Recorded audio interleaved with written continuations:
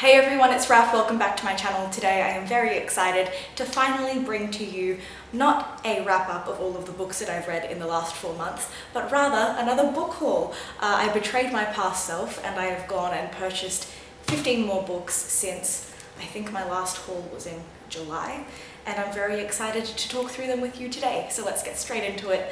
It is also the beginning of summer here in Australia, so I am melting my face off. I apologise if I am shiny and oily, but we're just gonna have to deal with it. So let's go. I've actually got a lot of fantasy books to discuss today. I told myself I wanted to read more widely this year, and I have. I've read some classics, mysteries, some non-fiction. However, I've fallen back into my trap of reading fantasy, and I'm not too mad at it. I have tried to expand my fantasy horizons, however, and so I've picked up a classic fantasy novel, and that is Dune by Frank Herbert.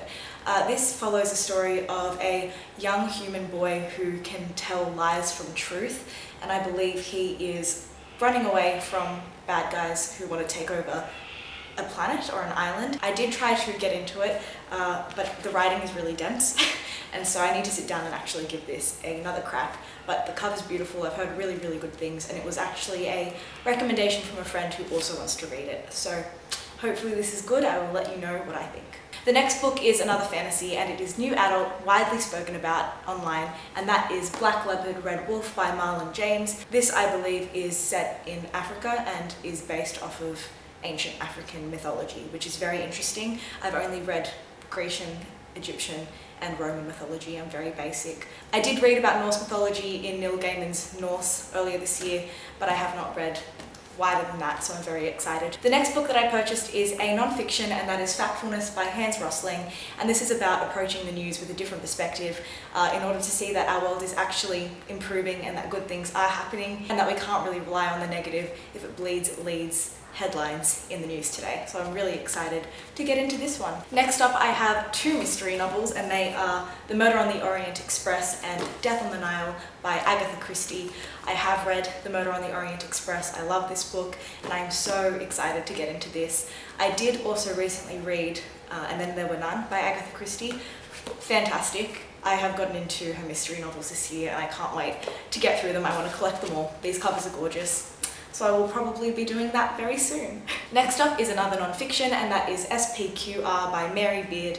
This is a historical non-fiction about the emperors following Emperor Augustus, so that's Claudius, Nero, Tiberius, and Caligula. I definitely said those out of chronological order, but they're very interesting. I cannot wait to read about their tales in this. Next up is a YA fantasy, and that is The City of Brass by S.A. Chakraborty. I did not say that correctly. Let's just ignore it and move on.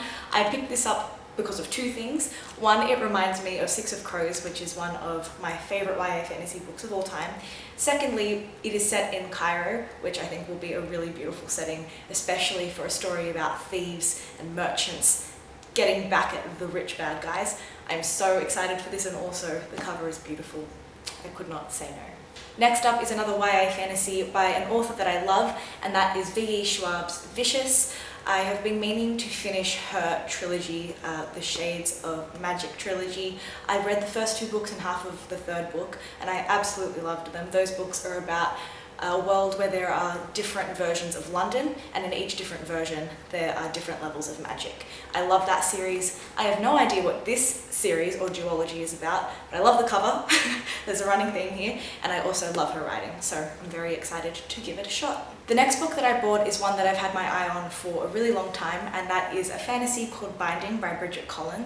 This is set in an antique secondhand bookstore, and I believe it follows the story of a bookbinder who possesses some sort of magical ability, and when she binds books, either the stories come to life or she is transported into the stories, something along those lines. I don't want to know too much going into this because it sounds like a beautiful mystery, and it sounds very lyrical, so I can't wait to read it. I will let you know my thoughts. We've only got a few books left. The next one is The Last Smile in Sunder City. I'm currently reading this. This is by Arnold.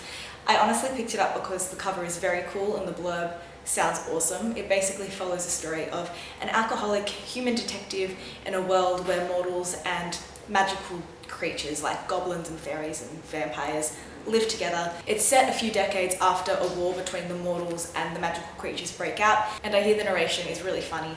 So far, I'm really enjoying it. It's easy to get through, and it's an interesting world, so I'm excited to see how this goes. The last 3 books that I picked up are all classics. The first one is Far from the Madding Crowd by Thomas Hardy. The next one is a classic dystopian, which is Island by Huxley. This was actually recommended to me by my bookseller, so I've got no idea what it's about, but I'm very excited. And the last one is Rebecca.